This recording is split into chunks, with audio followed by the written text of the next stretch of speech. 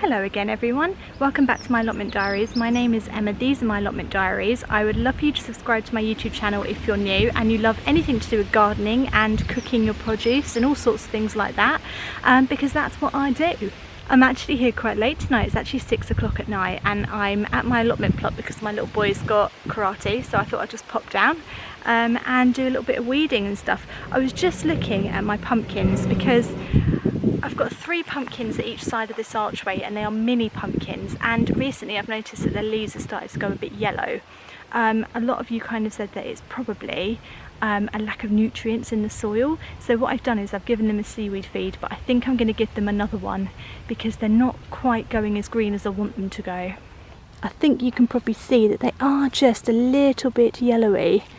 I'm just not happy with that. I know the new leaves are coming through quite green, which is excellent, and this one seems to be going a bit green, but the yellow leaves are concerning me. It's the same with this one here, and then behind the nasturtiums it's the same with this one here, which again doesn't seem to be growing, which is even more of a concern. So I'm going to give them another feed. I'll just show you the other side of the pumpkin arch because you'll be able to see these ones here are not having that problem at all, and it's such a stark contrast. That's why I think it's not normal. See this one here, this one's doing so good. He's going to climb soon and he's very, very green. Look how green his leaves are. And it's the same with that one down there, he's very green as well. That's why I think that it might be a nutrient problem on that side, because that side's yellow, this side is green. Kind of like stands to reason something's wrong with that side basically. I've got some more compost as well and I might whack that round it too, so let's give them a feed first.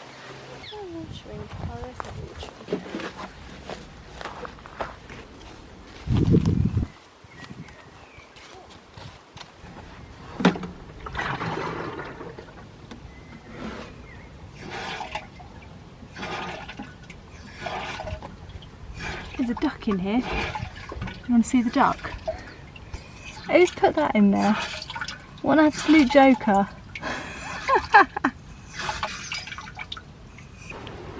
What a joker, whoever did that. The thing is a lot of people around here now actually know that I made these vlogs and put them on YouTube, and a lot of people watch them, which is quite funny in itself.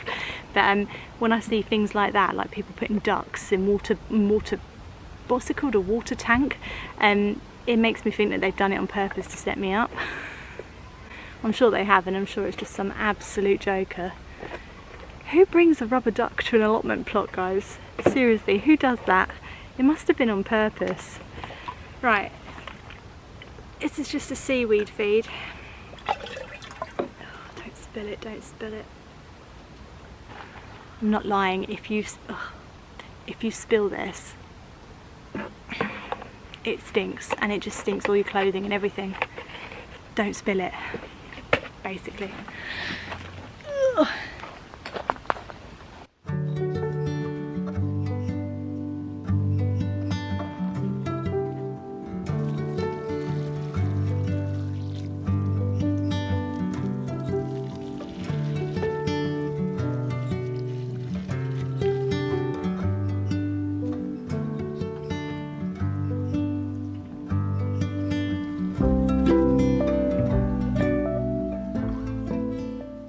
Trying to think about what I did different on this side that I didn't do on that side, or the other way around, whatever way it is.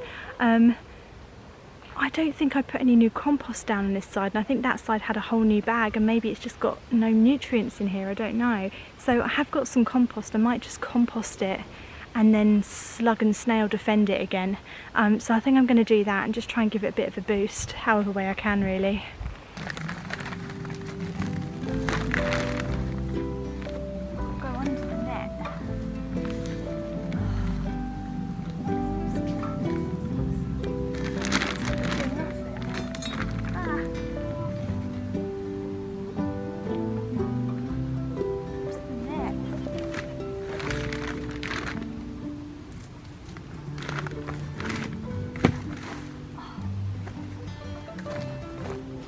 The net is there for the birds, and I'm still not comfortable with leaving the birds and the pumpkins alone together in a room, to be honest. I just don't trust the birds or the pumpkins to defend themselves because they're useless. I don't know about this compost situation. I just, What's worrying me is that last year I planted pumpkins in the same place, and I'm worried now that the ground is diseased or something, because you're supposed to move them and I didn't bother to move them. Maybe this is the boost they need. We'll just have to wait and see. Oh, come on guys. Come on, keep growing, keep doing it. Just go green. Just go green. That's all I want you to do.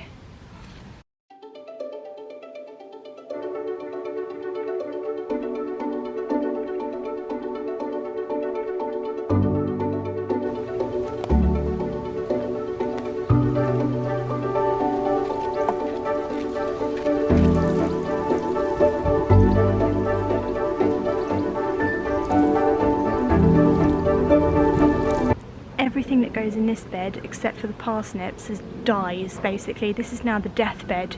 I've accidentally made my own deathbed. This is what happens when you don't protect your broccoli. So thought the scouring pads were sort of enough. Didn't protect against birds, haven't protected against caterpillars, just sort of left them to do their thing, thinking they might be alright. Well, they're not. They've all just died. The leeks that have gone in here don't look very, I mean, they're not dead yet, but they're dying in the deathbed, so I don't know, maybe I've just not watered them. The turnips keep getting eaten, pretty standard really, and the rocket hasn't even shown its face. This is grass, I think. I don't think I can eat that. Someone will say I can, but yeah, no, the rocket's just not come up at all. But the parsnips, I've never grown parsnips so good before in my life. So these are looking really promising and amazing. I don't even want to thin them because I'm too scared to sort of like disturb them. Really happy with the parsnips. But everything else, just dead. Just dead or dying. Oh well, you can't win them all. But I might just start whacking anything I want out there because something might stick. And I don't know what's going to go in that new bed over there. That was where my broad beans were and I haven't decided yet. To be honest with you, it's quite nice and exciting to see like an empty bed like that with all new compost in it. I just sort of like looking at that and feeling excited. It's like spring again. And then over there you can see everything's alive, alive, alive. These are beautiful. Look at these snapdragons. I don't know if I've shown you these in their glory yet. Absolutely beautiful. Just one of my all-time favourite flowers because you can make them talk. Oh, it's like Alice in Wonderland in the flowers. I love them. And they've come up in all different colours, and these white ones are stunning, I think, with the little yellow in the middle. Are you not going to talk for us? Come on. Come on. He doesn't want to. It's fine. It's okay. We'll leave him. But yeah, so beautiful. I realise I just said they've all come out. They've all come up. They're not all flowered yet, but they've all come up with buds. So I think they're all going to flower. That's what I'm trying to say. I've only had a couple flower, but look. They're all ready, they're all waiting.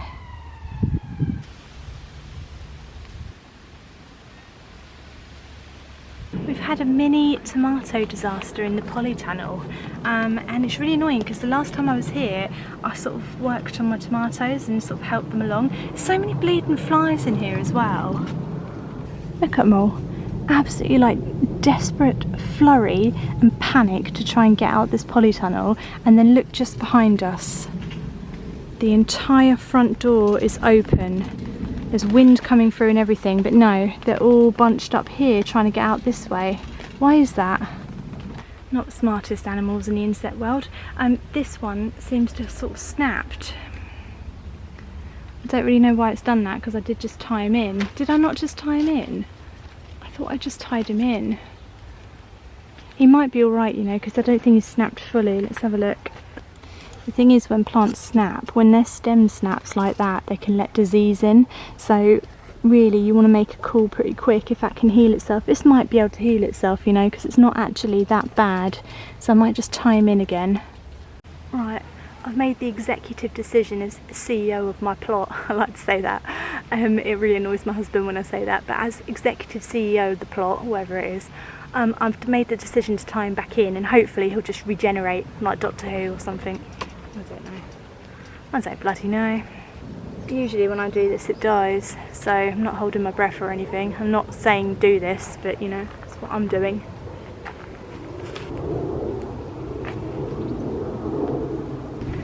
I feel like I want to put a plaster on him. Is that a really weird thing to do to a tomato plant? I think I might see if I've got any plasters and just fix him. Maybe he'll regenerate, I don't know. Can plants do that? I don't know.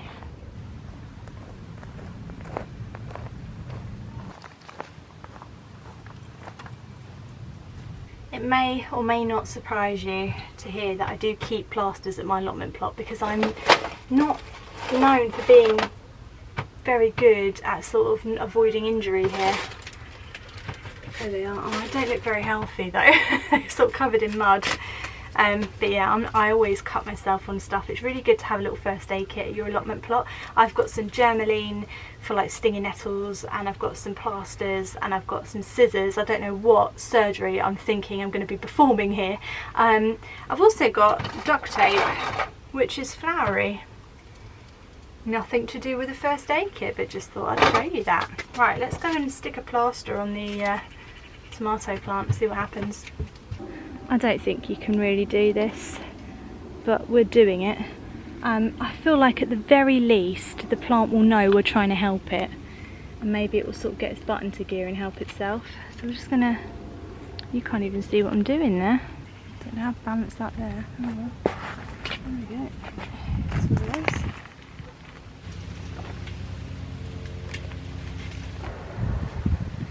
There you go.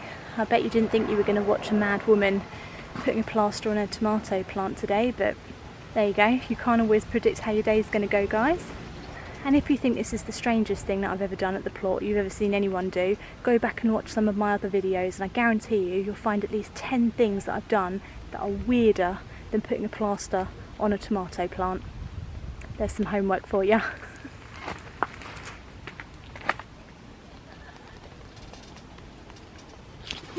Ow!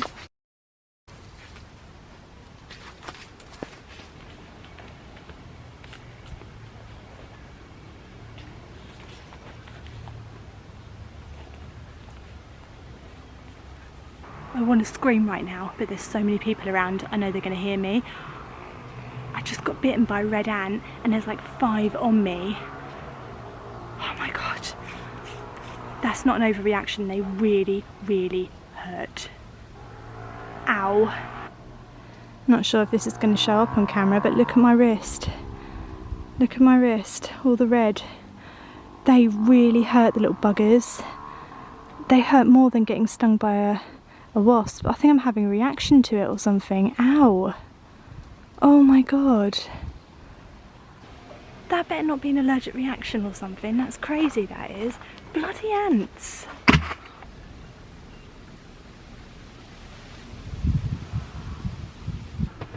Ow. I think because it's got me right on my wrist. Like right literally in my vein. That's why it's come out so red and it hurts so much. Little buggers, aren't they? Bloody ants. Can you believe that ants can do that kind of damage to you, like to a human? That is insane, isn't it? That really hurt. I don't like them now. I didn't mind them before, like I'm sort of a bit like whatever, but now like I'm not their friend anymore. They're not my friend anyway. Blimey, my wrist. It's bitten me right on like one of my veins. Bloody red ants.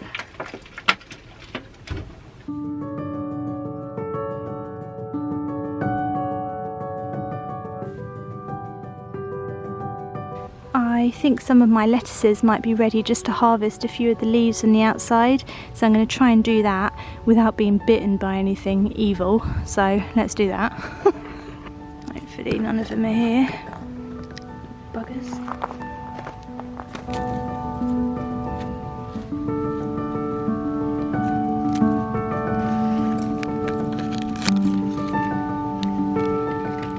Got like a little leafy bouquet. I was just going to try a little bit of it because it's fresh lettuce and it's really good when it's just fresh. Just check there's no bugs on it or red ant. Can you imagine if you swallowed a red ant, the damage it could do to your like body if it bit you? Like I'm not a massive fan of lettuce, but when you grow it yourself and then you actually pick it and eat it, it is on another level. It's amazing. I'll try the darker one as well. So good. It doesn't even make you want to put anything on it, like a dressing or anything. You just want to eat lettuce leaves. Like you just walk to the plot and just want to eat leaves. Where else in your life can you go when you just want to eat the leaves everywhere? I could just walk around this allotment plot just eating everything all day. Sometimes I do really. That's what I do. Do you know, there is just something so calming about being here at this time of day. It's quite quiet, but you kind of know that the day is winding down, the sun is about to set, and the insects are obviously out in full force, but it's just so beautiful and nice. It's such a lovely way to sort of end your day. And I always come down here in the mornings. I never really think about coming down in the evenings too much, and I think, well, I've got a family, I've got kids and stuff, so I can't always get down here, but it's just really nice. And I love it here.